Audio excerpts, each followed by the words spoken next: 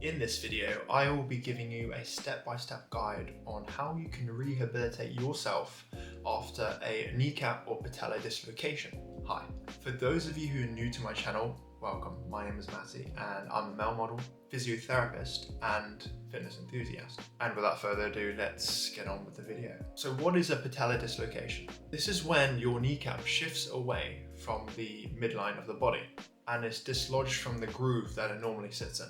It's very common in athletes, but also women in their second to third decade of life. What are some signs and symptoms? It's kind of obvious. You can see that the knee is sticking out to the side. But even if it does pop back in itself, some of those ligaments, tendons, and muscles surrounding the area would have been stretched or damaged, which can lead to pain, swelling, and inflammation. Being unable to move or bend the knee itself may lock or get stuck in a position, and decrease confidence putting weight through that knee, which is going to affect your walking. Phase 1 is controlling pain, swelling, and inflammation. Normally, after you dislocate your kneecap, it will pop back into place itself, but if it doesn't, then you will need to call the emergency services.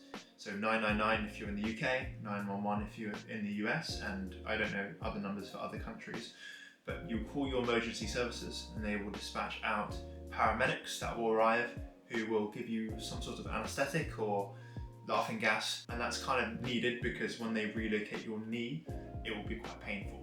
You then get escorted to the hospital where you have a routine x-ray, and this is just to make sure that nothing is broken, there are no fractures. You will probably be given a brace for your knee that you'll have to remain in for 2 to 4 weeks, and you may also be given crutches which you can use if you're struggling to walk. You'll go home with painkillers and you'll follow the police principle. Protect, optimal loading, ice compression and elevation. This is the really early stage and it might last several days to a few weeks. However, as pain allows, you can begin some gentle kneecap mobilizations.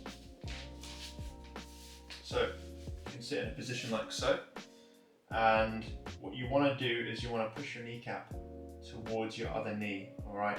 Just some gentle patella medial glides, and you want to do this for 3 sets of 20 to 30 repetitions daily. Phase number 2 is increasing range of movement. So once pain and swelling has decreased, then you want to try and regain range of movement as soon as possible. You also want to wean yourself off the brace and off the crutches if you have been using them.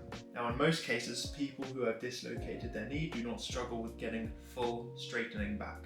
They don't really struggle with getting full extension of the knee. The knee normally returns to getting straight with the exercises that they're given and over time as swelling decreases. But the one thing that they do struggle getting back is knee bending or knee flexion. So I'm going to show you an exercise that you can do at home, 3 sets of 10 repetitions daily, and it shouldn't be painful. Start with both legs straight out in front of you, and you can put a plastic bag underneath the affected leg if you would like to make it a bit easier to slide your heel towards you.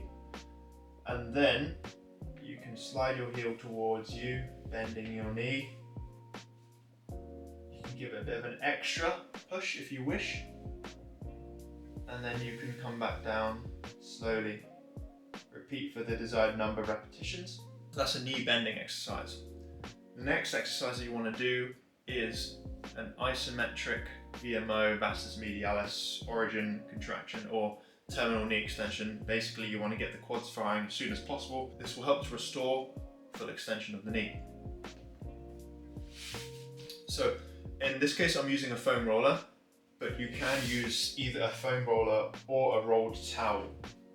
Or if you're really struggling, then you can just do it without anything. So you can just have it on the floor. I don't know if you can see, probably not, but you can push your kneecap down towards the floor if you are really struggling to do it with a rolled towel or a foam roller. Otherwise, with a foam roller or a rolled towel, you can straighten the knee, straighten your thigh muscle, pull your toe towards you, hold for 2 seconds, lower it back down. Repeat for the desired number of repetitions. Once you have regained full range of movement, it is time to start strengthening the knee, start strengthening the muscles around the knee joint. That's going to support the knee better and hopefully regain function. Of course, your pain and your swelling should be controlled as well so that you can actually perform these exercises. Throughout this phase, you will return to normal ADLs or active daily living tasks like driving, cycling, and walking unaided. I want you to try these exercises every 2 days for 3 sets of 10 to 12 repetitions. And of course, you want to rest about 1.5 minutes between sets. So you can do sit to stands. Sit on a chair with both legs shoulder width apart. Stand up tall, squeeze your thighs and buttocks for 2 seconds. Then slowly lower yourself back down. Repeat for 10 repetitions. Note that you can make this exercise harder by having the stronger leg slightly in front and the affected leg behind. You can play around with the distance and the leverages to make this exercise harder. The bigger the distance between the legs, the harder that it is. The second exercise that you can do is bridging. Lie on your back with your legs about shoulder width apart and your feet flat to the ground with knees bent. Make sure your toes are pointed straight forwards, lay your arms flat either side of you. Slowly raise your hips and engage your glutes. Squeeze those abdominals. Lift your hips up as high as possible without arching your back. Once you reach the top of the glute bridge, squeeze your glutes as tightly as possible and hold for 2 seconds. Lower your hips back down to the ground in a controlled manner without releasing tension in your abs and your glutes. Repeat for the desired number of repetitions. Again, you can make this exercise harder by having the stronger leg in front and the weaker leg behind. Another exercise you can do is a seated knee extension. Begin sat on the edge of a chair or a bed. Slowly straighten your knee until it is fully extended. Point your toe up towards you. Hold for 2 seconds and slowly lower back down to the start position. Repeat this for 10 repetitions. Now there are 2 more exercises that you can do for strengthening. The first one is a prone hamstring curl. Lie on your stomach. Begin with your knees straight. Bend your operated knee through available range that is pain-free. Slowly return to the starting position. Perform this for 10 repetitions. Repeat for the other leg. The final strengthening exercise that we can do is called a step up. Step up leading with your operated leg. Squeeze your thigh and buttock muscle at the top. Slowly lower yourself back down, leading with your non-operated leg. Repeat this for 3 sets of 10 repetitions. Do this with the other leg. And of course, we want to introduce balance work as soon as able. So that would be single leg stands. Balance on your operated leg, squeezing your glutes, your thighs and your core. Hold for as long as able. Repeat multiple times throughout the day.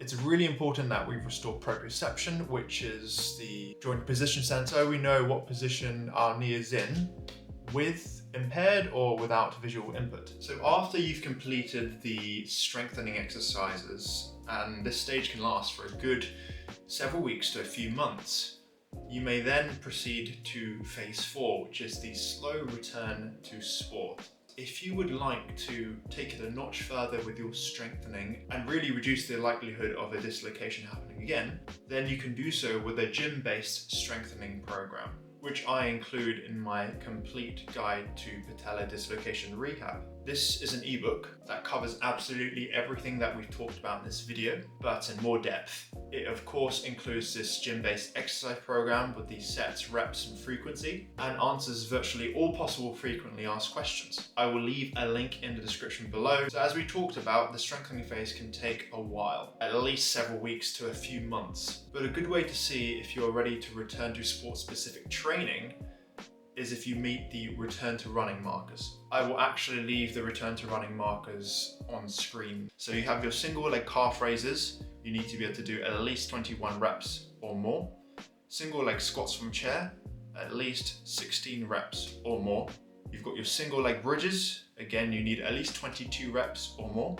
And your quad symmetry needs to be 70% for running sports, just in a straight line, but it needs to be higher for cutting sports that require changes in direction. So a good objective marker would be weighted knee extensions that should be equal both legs. So if you're doing 20 kilograms for 10 reps on one leg, then you should at least be able to do 18 kilograms for 10 repetitions on the other leg, the weaker leg.